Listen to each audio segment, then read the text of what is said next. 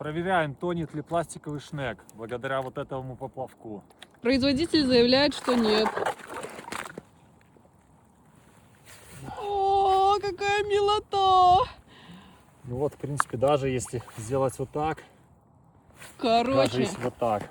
он не тонет. Аплодисменты этому шнеку. Ладно, предположим, если он у нас откусился и упал вот с такой высоты. Ладно. Вот, в принципе, все отлично. Все четко. Кто Так молодец? что не тонет. Кто молодец? Шнек молодец, не утонул. Все, погнали в машину. Вот такие эксперименты у нас сегодня. Пашка, подожди!